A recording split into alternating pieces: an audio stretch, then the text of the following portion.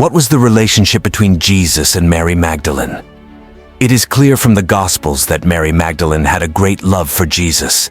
She had been freed by him from possession by 7 devils, had followed him as a disciple, ministering to him from her means, Luke 8:2-3, and had been with Mary, the mother of Jesus, and the other women when Jesus was crucified, Mark 15:40-41.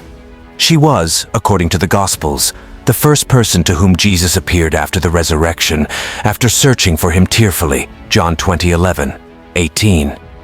Hence the veneration which the Church has had for her as a witness to the risen Christ. C. Who was Mary Magdalene? From these Gospel passages, one cannot conclude that she was a sinner, and much less that she was the wife of Jesus. Those who claim that she was the wife of Jesus rely on some apocryphal Gospels.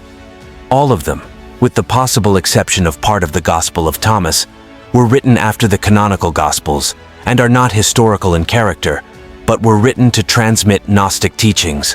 According to these works, which are not properly speaking Gospels, but rather writings that contain what are said to be secret revelations of Jesus to his disciples after the resurrection, Mariam, or Marianne, or Mariam, the name Magdalene does not appear except in a few books, was the one who best understood those revelations.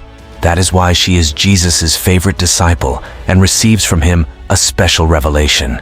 The opposition which she faces from the apostles because she is a woman, according to some of these writings, the Gospel of Thomas, Dialogues of the Savior, Pistis Sophia, the Gospel of Mary, reflects the negative attitude of some of the Gnostics to the feminine and to Mary as an important disciple.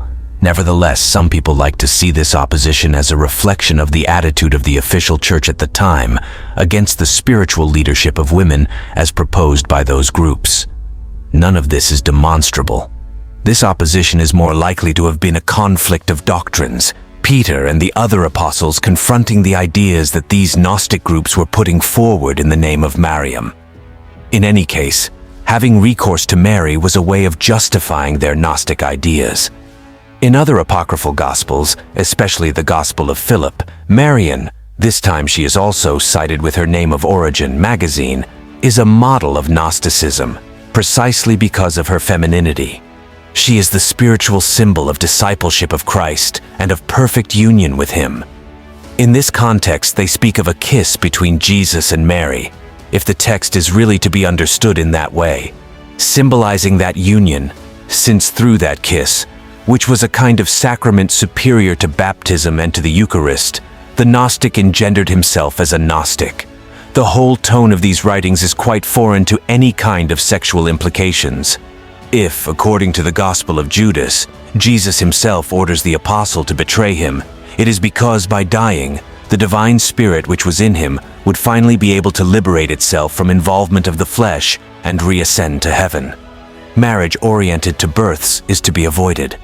Woman will be saved only if the feminine principle, telos personified by her, is transformed into the masculine principle, that is, if she ceases to be woman.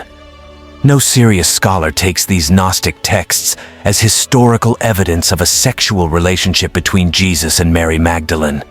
It is very sad that that accusation, which has no historical foundation, not even the Christians of that time found themselves having to defend themselves against it, should resurface every now and again as though it were a great novelty. The huge misunderstanding is the fact that these writings are used to make them say exactly the opposite of what they intended. The Gnostic vision, a mixture of Platonic dualism and Eastern doctrines cloaked in biblical ideas, holds that the material world is an illusion, the work of the God of the Old Testament, who is an evil God, or at least inferior. Christ did not die on the cross because he never assumed, except in appearance, a human body, the latter being unworthy of God, Docetism. The strange thing is that today there are those who believe they see in these writings the exaltation of the feminine principle of sexuality, of the full and uninhibited enjoyment of this material world.